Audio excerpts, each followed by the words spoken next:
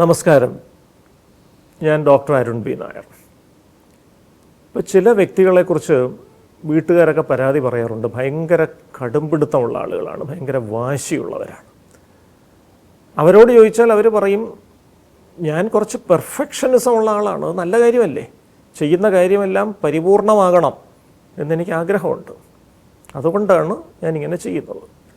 ഇപ്പോൾ സംസ്ഥാന ഗവൺമെൻറ്റിൽ ഉന്നതമായൊരു പദവിയിൽ നിന്ന് റിട്ടയർ ചെയ്ത ഒരു വ്യക്തി, അദ്ദേഹം കഴിഞ്ഞ വർഷം റിട്ടയർ ചെയ്തതേ ഉള്ളൂ, 57 വയസ്സുണ്ട് ഇപ്പോൾ.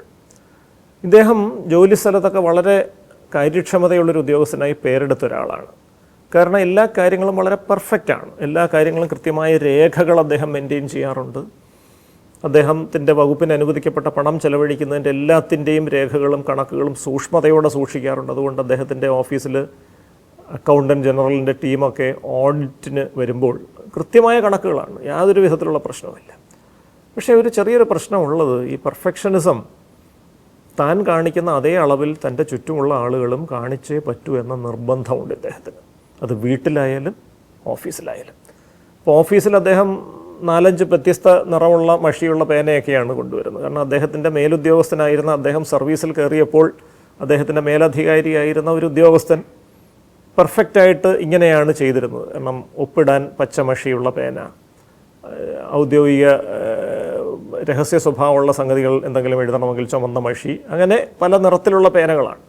അദ്ദേഹം ഇപ്പോഴും അത് തുടർന്നുകൊണ്ടിരിക്കുന്നു. ഇന്നത്തെ കാലത്ത് സർക്കാർ ഉദ്യോഗസ്ഥരാരും അത്രയും കർശനമായിട്ടൊന്നും തുടരാറില്ല, എങ്കിലും ഇദ്ദേഹം ഇപ്പോഴും അതൊക്കെ തുടരുന്നു. അദ്ദേഹത്തിന് ടൈപ്പ് ചെയ്യാനുള്ള കമ്പ്യൂട്ടറൈസ്ഡ് സംവിധാനം വന്നെങ്കിലും ഈ പറയുന്ന രീതിയിൽ എഴുതുന്നതാണ് അദ്ദേഹത്തിന് താല്പര്യം, അതാണ് അദ്ദേഹം നിർബന്ധിക്കുന്നത്. മാത്രമല്ല, സഹപ്രവർത്തകരോടും ഈ പറഞ്ഞ തരത്തിലുള്ള കടുംപിടുത്തങ്ങളുണ്ട്. 1-2 പ്രശ്നങ്ങൾ ഉണ്ടാവാനുള്ള കാരണം, അദ്ദേഹത്തിൻ്റെ ഓഫീസിൽ ജോലി ചെയ്തിരുന്ന ഒരു കീഴ് ജീവനക്കാരൻ, ഒരു ക്ലാർക്കായിട്ട് ജോലി ചെയ്തിരുന്നൊരു വ്യക്തി, കഠിനാധ്വാനിയായ ഒരു ചെറുപ്പക്കാരനാണ്. അദ്ദേഹം 10 മണിക്ക് എത്തേണ്ടത് 9:30 തന്നെ എത്തും. ജോലി തീർന്നു കഴിഞ്ഞ് അദ്ദേഹം പോകും. അത് 6 മണിയോ 7 മണിയോ ആണെങ്കിൽ പോലും അദ്ദേഹം നിശ്ചയിച്ച അത്രയും ജോലിയൊക്കെ തീർത്തിട്ടേ പോകും. നല്ല കഠിനാധ്വാനിയാണ്. ഒരിക്കലും അദ്ദേഹം അങ്ങനെ ആവശ്യമില്ലാതെ ലീവൊന്നും എടുക്കുക പോലുമില്ല. ഒരു ദിവസം രാവിലെ അദ്ദേഹം ഓഫീസിലെത്താൻ ഒരു അരമണിക്കൂർ വൈകി, 10:30 ആയിപ്പോയി. നമ്മുടെ പെർഫെക്ഷനിസ്റ്റ് മേലധികാരിക്ക് ദേഷ്യം വന്നു. അദ്ദേഹം ചോദിച്ചു, നിങ്ങൾ എന്താണ് ഇന്ന് വൈകിയത്? അയാൾ പറഞ്ഞു, എൻ്റെ മകന് രാവിലെ ശ്വാസം മുട്ടൽ വന്നു, ഞാൻ അവനെ ഒന്ന് ആശുപത്രിയിൽ കൊണ്ടുപോയി അവന് ഇഞ്ചക്ഷനൊക്കെ കൊടുത്ത് വീട്ടിലാക്കിയിട്ടാണ് ഞാൻ തിരിച്ചു വന്നത്. സാധാരണഗതിയിൽ നമ്മൾ എന്ത് ചെയ്യും? ഈ പറയുന്ന ജീവനക്കാരൻ നന്നായി ജോലി ചെയ്യുന്ന ആളാണ്, കഠിനാധ്വാനിയാണ്, സമയം കഴിഞ്ഞു വരുന്ന ജോലി ചെയ്യുന്ന ആളാണ്, നമുക്കതറിയാം. അതുകൊണ്ട് തന്നെ സാരമില്ല, എന്തായാലും ഇപ്പോൾ കുട്ടിക്ക് കുഴപ്പമൊന്നുമില്ലല്ലോ അല്ലേ എന്നൊരു നല്ല വാക്കൊക്കെ പറഞ്ഞ് ആശ്വസിപ്പിച്ച് വിടും. പക്ഷേ ഇവിടെ നമ്മുടെ പെർഫെക്ഷനിസ്റ്റ് മേലധികാരി പറഞ്ഞ അങ്ങനല്ല. അതിപ്പോൾ നിങ്ങളുടെ കൊച്ച് ചത്തുപോയെന്ന് വിചാരിച്ചുകൊണ്ട് ഈ ഓഫീസ് അടച്ചിടാൻ പറ്റുമോ? നിങ്ങൾ 10 മണിക്ക് വന്നേ പറ്റൂല്ലേ, നിങ്ങൾ ലീവ് എടുക്കണം, ഹാഫ് ഡേ ലീവ് എടുക്കണം എന്ന് കണ്ണിൽ ചോരയില്ലാതെ അങ്ങ് പറഞ്ഞു. അപ്പോൾ ഈ കീഴുദ്യോഗസ്ഥന് വല്ലാത്ത മനപ്രയാസമായി. ഞാൻ ഇത്രയും നാൾ കഠിനാധ്വാനം ചെയ്ത് ഈ ഓഫീസിന് വേണ്ടി ഇത്രയും നല്ല കാര്യങ്ങൾ ചെയ്തിട്ട് എൻ്റെ കുഞ്ഞിനൊരു അസുഖം വന്നപ്പോൾ ഒരു മനുഷ്യത്വം ഇല്ലാതെ ഇയാൾ സംസാരിച്ച് കളഞ്ഞല്ലോ. പിറ്റേ ദിവസം തൊട്ട് ഇദ്ദേഹം എന്ത് ചെയ്യാൻ തുടങ്ങി? കൃത്യം 10 മണിക്ക് വരും, 5 മണിക്ക് പോകും.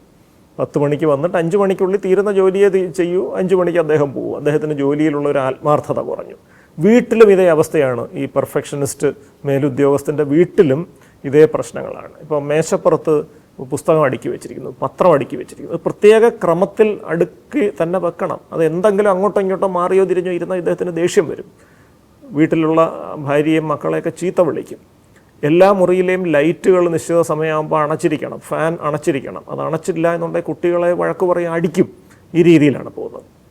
അപ്പോൾ തുടക്കത്തിൽ ഇതൊരു നല്ല കാര്യമായിട്ട് തോന്നും. പക്ഷേ കുറച്ച് കഴിയുമ്പോഴാണ് ഒരു ചെറിയ വീഴ്ച വരുത്തിയാൽ പോലും, അത് സ്വന്തം മക്കളായാലും ഭാര്യയായാലും സഹപ്രവർത്തകരായാലും, ഒട്ടും ദാക്ഷിണ്യമില്ലാതെ കാരുണ്യമില്ലാതെ ക്രൂരമായി അവരെ കുറ്റപ്പെടുത്തുന്ന ഒരു സ്വഭാവം വരുമ്പോൾ മറ്റുള്ളവരുടെ മനസ്സിൽ ഇദ്ദേഹത്തെക്കുറിച്ചൊരു ദേഷ്യം വരും, ഒരു അകൽച്ച വരും.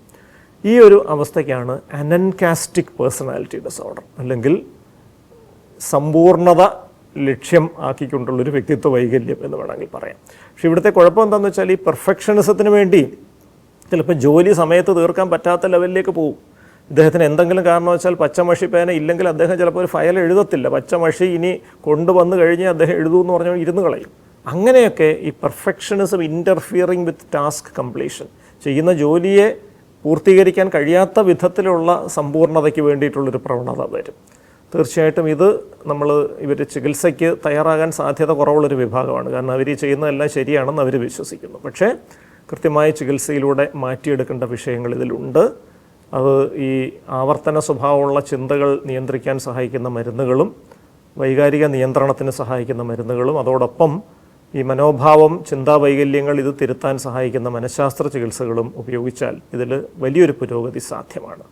നമസ്കാരം.